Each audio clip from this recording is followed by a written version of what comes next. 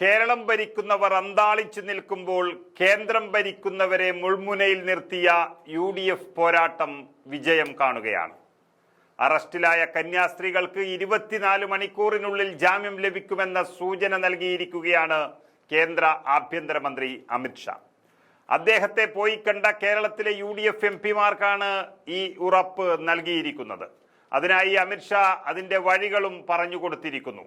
അതായത് ഛത്തീസ്ഗഡിൽ അറസ്റ്റിലായ മലയാളി കന്യാസ്ത്രീകളുടെ ജാമ്യത്തിന് വേണ്ടി വിചാരണ കോടതിയെ വീണ്ടും സമീപിക്കാൻ നിർദ്ദേശിച്ചിരിക്കുകയാണ് കേന്ദ്ര ആഭ്യന്തരമന്ത്രി അമിത്ഷാ.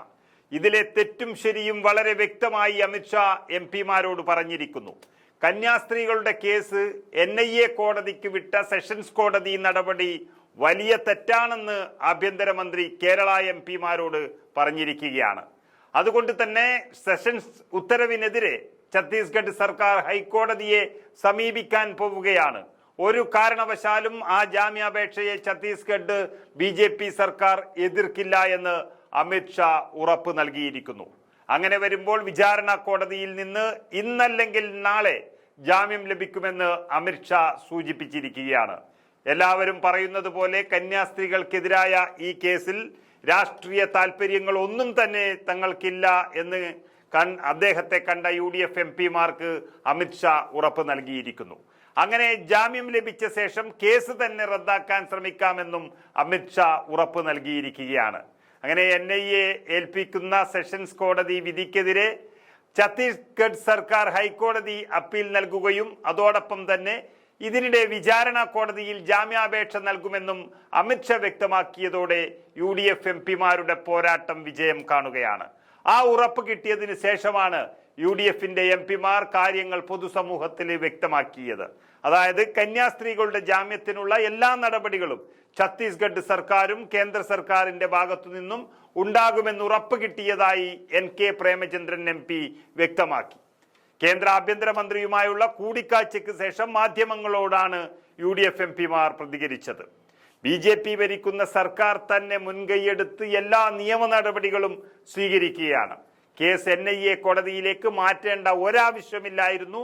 പക്ഷെ മാറ്റിയത് കൊണ്ട് NIA കോടതിയിൽ നിന്ന് കേസ് വിടുതൽ ചെയ്യിക്കേണ്ട ഒരു പെറ്റീഷൻ അത് സംസ്ഥാന സർക്കാർ തന്നെ നൽകുകയാണ്. അതിനുള്ള എല്ലാ നിർദ്ദേശങ്ങളും അമിത്ഷാ അവർക്ക് നൽകി കഴിഞ്ഞു. ജാമ്യാപേക്ഷ നൽകാനുള്ള നിർദ്ദേശവും നൽകിയിട്ടുണ്ട്. ജാമ്യാപേക്ഷയെ ഛത്തീസ്ഗഡ് സർക്കാർ ഒരിക്കലും എതിർക്കില്ല. ഇന്ന് തന്നെ ജാമ്യം ലഭിക്കുമെന്നാണ് പ്രതീക്ഷയെന്നും പ്രേമചന്ദ്രൻ MP പറയുന്നുണ്ടെങ്കിലും ഇന്നല്ലെങ്കിൽ നാളെ ലഭിക്കുമെന്ന് അമിത്ഷായും പറയുന്നു.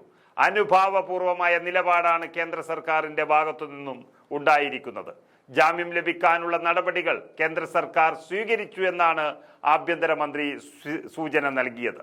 NIA കോടതിയിൽ വിടുതൽ ഹർജി നൽകാൻ ഇപ്പോൾ കഴിയില്ല. സെഷൻസ് ജഡ്ജി ചെയ്തത് നിയമങ്ങളുടെ നഗ്നമായ ലംഘനമാണ് എന്ന് കേന്ദ്രം തന്നെ വ്യക്തമാക്കിയിരിക്കുകയാണ്.